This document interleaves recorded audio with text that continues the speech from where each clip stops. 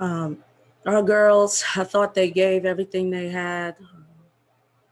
Just made some really, really poor, uh, youthful mistakes at inopportune times. In the second quarter, to end the second quarter, I thought we should have been better. We had some live ball turnovers that killed us. I thought we had the momentum going, and we still had control, but I didn't want to give a team that's, I don't know, whatever they're ranked, that type of momentum because we started off so well. At the end, had opportunities. We worked on some last second shots, and we're close. I mean, I sound like a broken record because every time I come on, I talk about how close we are. But I really believe it, and really proud of my team. Maria? I can't hear you.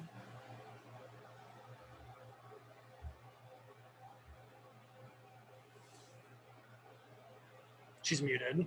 Oh, you're muted. Can't hear.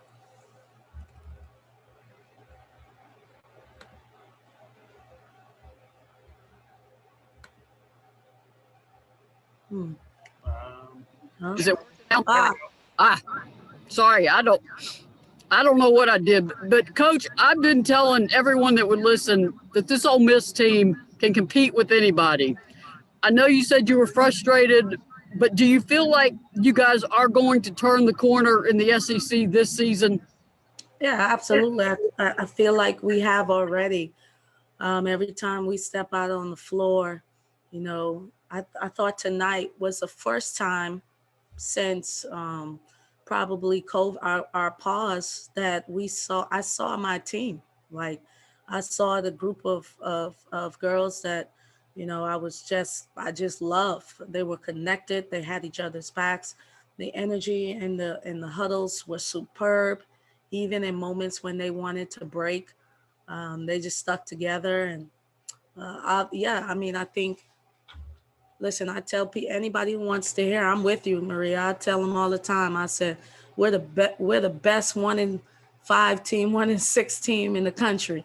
And I know that once we start to figure this thing out, you know, I don't think anybody wants to play us. You know, we're knocking at the door, so we're close.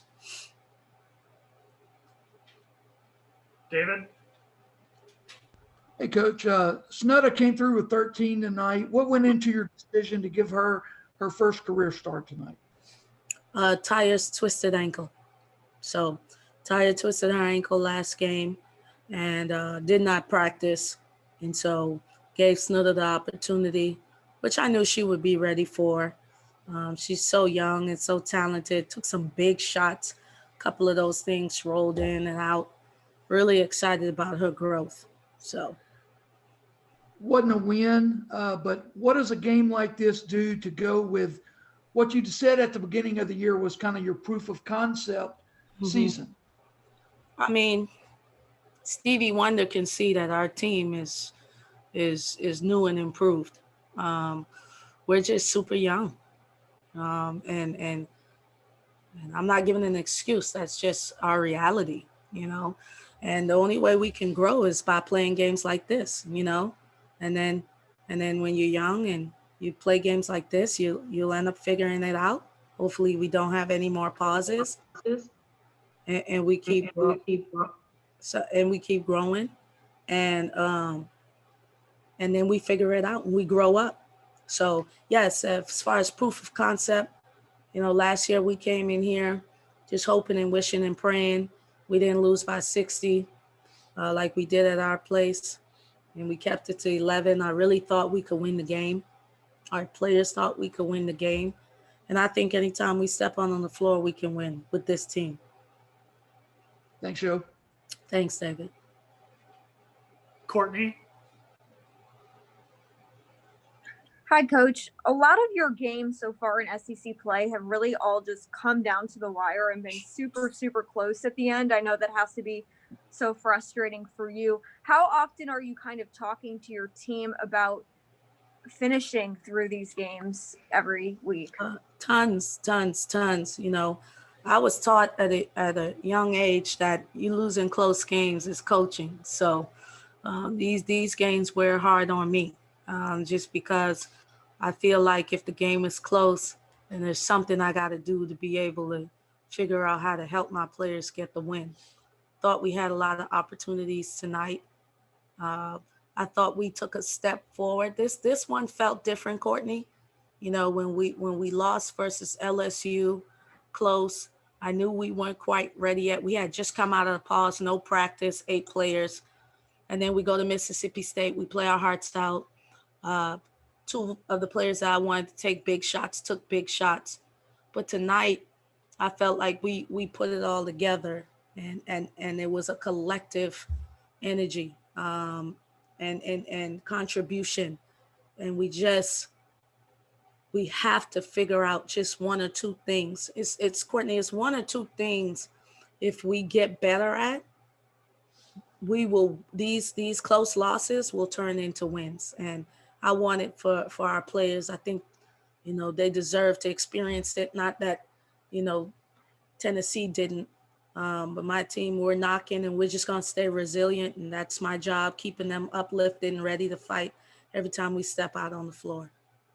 And then just a quick follow-up to that, you mentioned just one or two things that your team's really looking to get. Is there something specific, one hump, that you're really trying to get your team past so you can finish these games out the right way?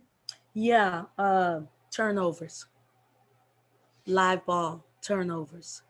Going in, closing out the second quarter, we had 3 live ball turnovers that Tennessee converted on. And then we had maybe 1 or 2 turnovers live ball in the second half. I thought that, you know, swayed, because we were really in control of the game. And then the live ball turnovers is what allowed Tennessee to get back in the game. And a couple shot selections. I think that's it. You know, I don't care what people throw at us defensively. We have the talent to be able to score. I'm not worried about that. We're pretty solid in the half court when we sit down and defend. Tonight, we were extremely connected. We were meeting them at the rim. We were cracking down. I love everything about what we did. But right now, our offense is hurting our defense because people are getting points that they don't have to earn. And if we can stop giving teams points that they don't have to earn, I think that will be the difference. Thank you. Thanks. Maria? Coach, Tennessee has shown at times you can make them uncomfortable with a lot of pressure. Was that part of your defensive plan, was to disrupt Tennessee as much as you could? Yeah, I mean, that's our plan every night. You know, our slogan defensively is double D, dictate and disrupt, you know, and I thought we did that at a high level. And that's something that we're going to grow to do. You know, anytime I get really sad, I just think that all my players are coming back next year, you know, and so we'll have all this in. You know, we're doing this without a full 13 games. This is our 13th game. We would have been completing non-conference play. Let's really wrap our heads around that. With the 10th youngest team in the country, 13 games is non-conference. And we're right in the thick of things, and we're knocking on the door. So just going to keep them uplifted and work on fixing those things so that we can experience the W. Quick follow-up, if I can. In a game like this, there's always a player that steps up that's maybe not expected to. Destiny Salary for Tennessee, the freshman guard. Just how effective was she for Tennessee tonight?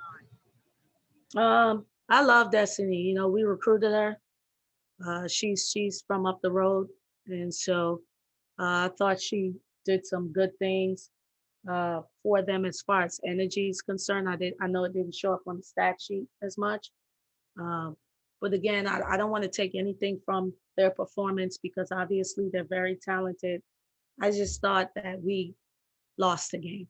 You know, I don't know necessarily that they beat us. I thought we lost the game, and I say that with all respect because I love what uh, coach is doing, and I have a lot of respect for her team. But tonight, when we foul and put them at the free throw line with a minute left, you know what I mean? Like that, they didn't earn that. That was, we gave them that. And so we have to stop self-inflicting in those situations. Any further questions for Coach? Thanks, guys. Up next, we have Shakira